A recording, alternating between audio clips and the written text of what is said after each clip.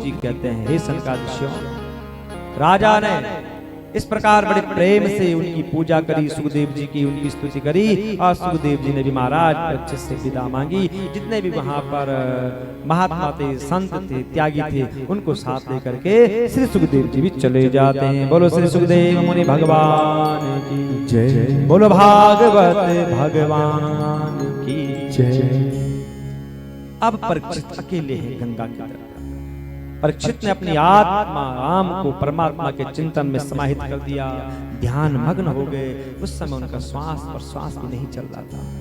गंगा जी के पावन तट पर बैठे हैं, उसका आसन है, उत्तर की ओर मुंह किया हुआ है। उनकी आसक्ति उसी दिन मिट गई थी जब पता चला था कि 7वें दिन मृत्यु होने वाली सांप मिल गया है, इसलिए राजपाट अपने बच्चे को सौंप दिया था। ब्रह्म स्वरूप हो गए। अब यहाँ ब्राह्मण के सांप से निकल पड़ा कौन? तक्षकनाग। सांप है नहीं, तक्षकनाग डसेगा। तो तक्षकनाग घर से निकला कि आज महाराज परीक्षित को डसना है, ब्राह्मण का सांप है। जैसे मार्ग में पहुंचा तो कश्यप मुनि मिल गए। तक्षकनाग ने कहा कहां जा रहे हो? तो मुनि ने कहा तुम कहां जा रहे हो? कहा आज राजा का अंतिम दिन है, हम डसेंगे वो मर जाएंगे, ब्राह्मण का सांप है। और तुम कहां जा रहे हो? तो कश्यप मुनि ने कहा तुम डसोगे हम उनको जीवित कर देंगे। प्रमाण पहले प्रैक्टिकल करके दिखाओ। तो कश्यप ने कहा कि ये हरा भरा पेड़ है, डसो। जैसे तक्षकनाग ने डसा, जल करके भस्म हो गया। तो महात्मा जी ने भी निकाला जल, आमंत्रित किया, उस राख पर डाला तो पेड़ फिर से हरा भरा। तक्षकनाग ने कहा ऐसा मत करो, ब्राह्मणों का शाप है, पूरा होने दो। वहीं मार्ग में धन अन्न वस्त्र आभूषण दिए और कश्यप जी को लौटा दिया। अब जो है कि तक्षकनाग ब्राह्मण के रूप में छिप करके गए और जैसे गंगा के पावन तट पर गए, जैसे महाराज परीक्षित के सामने गए, अपने स्वरूप में आए और महाराज परीक्षित को डस लिया। ब्रह्म भूतस्य राजर्षे देहो हि गरलाग्निना बभूव भस्मसा सद्य पश्यतां सर्वदेहिना।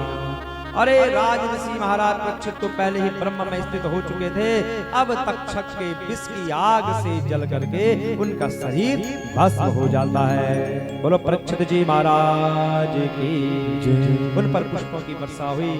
परीक्षित की गति को देख करके देवता असुर मनुष्य विस्मित हो गए, धन्य धन्य बोल करके उन पर पुष्पों की वर्षा करने लगे। बोलो भागवत भगवान की जय। अब इनके पुत्र जन्मेजय जब सुना कि तक्षकनाग के द्वारा मृत्यु हुई है तो सर्प सत्र यज्ञ किया। जैसे आहुति पड़ रही थी कि सर्प गिर रहे हैं यज्ञ कुंड में, तक्षकनाग के नाम की आहुति डाली तो तक्षकनाग छिप गया कहाँ? इंद्र के आसन के नीचे। आसन के नीचे तक्षकनाग है, आसन में बैठा है इंद्र। कई मंत्र पढ़े पर नहीं आए। जन्मेजय ने कहा ब्राह्मण देवता क्या हो गया? मंत्रों में शक्ति नहीं है? कहा शक्ति तो है पर इंद्र के आसन के नीचे छिपा हुआ। जन्मेजय जी ने कहा कोई ऐसा मंत्र है कि इंद्र भी गिर जाए? है आकर्षण मंत्र, तो करो पाठ। जैसे ही आकर्षण मंत्र का पाठ किया ब्राह्मणों ने तो इंद्र और इंद्र आसन उसके नीचे तक्षकनाग नीचे गिरने लग गए। देवगुरु बृहस्पति जी ने देखा हो ये ठीक नहीं हो रहा है। गए बृहस्पति जी समझाते हैं जन्मेजय को क्या कर रहे हो तुम? राजन जगत के प्राणी अपने अपने कर्म के अनुसार ही जन्म लेते हैं, कर्म के अनुसार उनकी मृत्यु हो जाती है। कर्म के अतिरिक्त कोई भी किसी को न सुख देता है न दुख देता है। राजन कैसा यज्ञ कर रहे हो? इस अविचार यज्ञ का फल केवल प्राणियों की हिंसा है। तक्षकनाग को मारना इतना सरल नहीं है, वो नहीं मरेगा, अजर रहे हो। जगत के प्राणी अपने अपने प्रारब्ध कर्म का ही भोग रहे हैं, मत करो ऐसा यज्ञ। तो देवगुरु बृहस्पति जी के समझाने पर यज्ञ को बंद कर देते हैं। गुरु जी का पूजन किया, इस प्रकार जो है कि तब ये सर्प यज्ञ बंद कर दिया जाता है। बोलो नागराज भगवान की जय। भगवान श्री कृष्ण का ज्ञान अनंत है, उन्हीं के चरण कमलों के ध्यान से मैंने इस श्रीमद् भागवत महापुराण का अध्ययन किया है। ये कौन कह रहे हैं? सूत जी कह रहे हैं उन सभी ऋषियों से। सौनक जी, महर्षियों ने वेद और शास्त्रों के अनुसार पुराणों के लक्षण बताए हैं। पुराणों के 10 लक्षण हैं: विश्वसर्ग, विसर्ग, वृत्ति, रक्षा, मनवंतर, वंश, वंशानुचरित, पुति, उपाश्रय, संस्था।